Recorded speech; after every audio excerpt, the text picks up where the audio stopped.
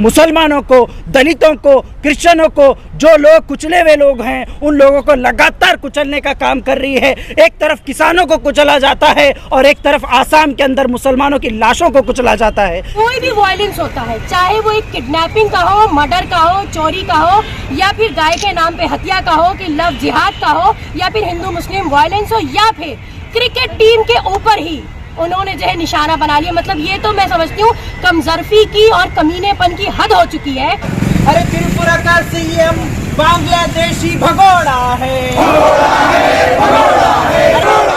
अरे बीजेपी होश में आओ, होश में आओ, होश में आओ, अरे बीएचपी होश में आओ, होश में आओ, होश में आओ, अरे Narendra Modi Shem Shem Shem Shem Shem Shem. Delhi के अंदर त्रिपुरा के हेडक्वार्टर पर आज कसीर तादाद में जमा होकर एसडीपीआई एहतजाज करने जा रही है। उसी के ज़िमन में एसडीपीआई गुलबर्गा ने आज मिनी विधानसभा डीसी ऑफिस पर जमा होकर यहाँ पर एहतजाज किया है। हमारा मकसद जिस तरीके से 8 दिन से तकरीबन जब से 21 अक्टूबर से जिस तरीके से त्रिपुरा के अंदर जो हादसे हो रहे हैं, मुसलमानों को जानबूझकर टारगेट कर वहाँ के जो विश्व हिंदू परिषद संगठन के साथ साथ ऐसे 13 हिंदूवादी संगठनें मिलकर रैली निकालकर उस रैली के ज़रिए से तकरीबन 15 मस्जिदों को हलाक करने की कोशिश की गई है। उसी के साथ साथ 5 मस्जिदों को जलाया भी गया है और कुरान की बेहुरमती की गई है और अल्लाह के रसूल सल्लल्लाहु अलैहि वसल्लम के शान में बहुत सारी गुस्ताखियाँ, अल्फाज और नारे लगाए गए हैं। तो उसके मुखालिफत में आज हम लोग यहाँ पर जमा होकर एहतजाज कर रहे हैं।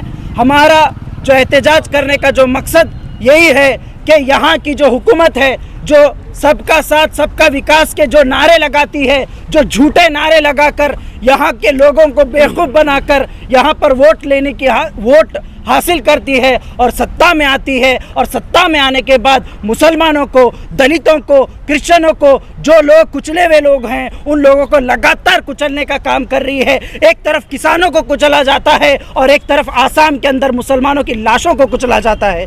इस तरीके से आरएसएस और विश्व हिंदू परिषद और बीजेपी, ये जितने भी जो हिंदू एक्सट्रीमिस्ट टेररिस्ट ऑर्गेनाइजेशन हैं, ये तमाम टेररिस्ट ऑर्गेनाइजेशन आज मुल्क भर में संविधान के खिलाफ और हिंदुस्तान का जो कानून है उस कानून के खिलाफ ये लोग काम कर रहे हैं। त्रिपुरा के अंदर 144 लगाने के बावजूद भी वहाँ पर ओपनली रैली निकाली जा रही है, मुसलमानों के मोहल्ले में घुसा जा रहा है, मुसलमानों के घरों में जाकर जलाया जा रहा है, मस्जिदों को जलाया जा रहा है। तो इसके खिलाफ जो so called secular political parties हैं, चाहे वो कांग्रेस हो, चाहे वो दूसरे तमाम सेकुलर पॉलिटिकल पार्टीज़ हो, ये लोग कोई भी बात नहीं किया। तकरीबन 8 दिन से ये लोग मुंह बंद कर बैठे थे, लेकिन कल ये लोग सिर्फ ट्विटर पे ट्वीट करने का शुरू किए हैं। तो ऐसे पॉलिटिकल पार्टीज़ और जो बीजेपी है, ये तमाम लोगों को मैं कहना चाहूँगा एसडीपीआई के जानिब से, एसडीपीआई मजलूमों की आवाज़ है, मजलूमों का किरण है, एक नया आने वाला सूरज है। इंशाअल्लाह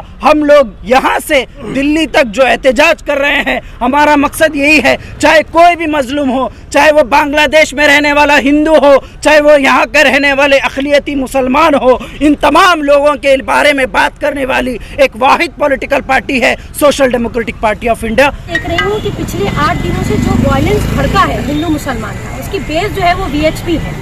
क्योंकि वीएचपी जो है, एक तो वैसे हम जानते हैं कि ये आरएसएस हो या वीएचपी हो, ये जितनी भी भगवा टाइप की हमारी मतलब पॉलिटिकल पार्टीज़ हैं, ये सब एक्सट्रीमिस्ट हैं, ये सब टेररिस्ट पार्टीज़ हैं। एक्चुअली दूसरों को टेररिस्ट कहना बहुत आसान होता है और टेररिस्ट का टैग वही लगाते हैं जो जानते हैं कि टेररिज्म क्या होता है। तो बहरहाल तो वीएचपी जो थी वो उन्होंने एक तरह की रैली निकाली और उनका ये मानना है कि वो रैली उन्होंने बांग्लादेश के खिलाफ निकाली। देखिए, बांग्लादेश में जो हुआ उसकी ग्राउंड रिपोर्ट तो हमें अभी बिल्कुल नहीं मालूम है, लेकिन जो कुछ बांग्लादेश में हुआ वो वायलेंस जो है उसे हम कंडम करते हैं। हम किसी भी शक्ल में वायलेंस हो हम उसे कंडम करते हैं, चाहे वो लिंचिंग हो, चाहे वो रेप हो, मर्डर हो, या काऊ के नाम पे जो है लोगों को मार दिया जाता है। मगर अभी बात ये समझ में नहीं आ रही कि ऑलरेडी जहाँ त्रिपुरा में इस वक्त बीजेपी की गवर्नमेंट है, वहाँ पर ही वायलेंस हुआ और वहाँ पर वायलेंस जो है वो कंटिन्यूसली हो रहा है और बहुत खतरनाक तरीके का वायलेंस हो रहा है, उस पर कोई कंट्रोल नहीं है। तो आखिर ये किस तरह की फेलियर गवर्नमेंट है जो एक छोटे से स्टेट में जिसे कहते हैं कि कंट्रोल नहीं कर पा रही है। इसका मतलब है कि इसके पीछे हाथ जो है या हवा देने का काम खुद गवर्नमेंट ही कर रही है। देखिए अभी कुछ भी चीज़ छुपी भी नहीं है, एवरीथिंग इज एक्सपोज्ड नाउ, है ना। कश्मीर से लेके केरला तक कोई भी वायलेंस होता है, चाहे वो एक किडनैपिंग का हो, मर्डर का हो, चोरी का हो, या फिर गाय के नाम पे हत्या का हो, कि लव जिहाद का हो, या फिर हिंदू मुस्लिम वायलेंस हो, या फिर क्रिकेट टीम के ऊपर ही उन्होंने जो है निशाना बना लिया। मतलब ये तो मैं समझती हूँ कमजरफी की और कमीनेपन की हद हो चुकी है कि आप देखिए कि एक टीम जीतती है तो उसके नाम पे इन्होंने मोहम्मद शमी जो एक लड़का खेलता है हिंदुस्तान की तरफ से, उसको ही निशाना बना लिया। तो अभी क्या है, ये गवर्नमेंट कम्प्लीटली एक फेलियर गवर्नमेंट है, बहुत ही नीच जलील गवर्नमेंट है। और ये हम नहीं कह रहे हैं, हम तो रहने वाले हैं, हम तो दिन रात वायलेंस देख रहे हैं, हम तो क्रुएल्टी, बार्बरिज्म जिसे कहते हैं ब्रुचुअलिटी झेल रहे हैं।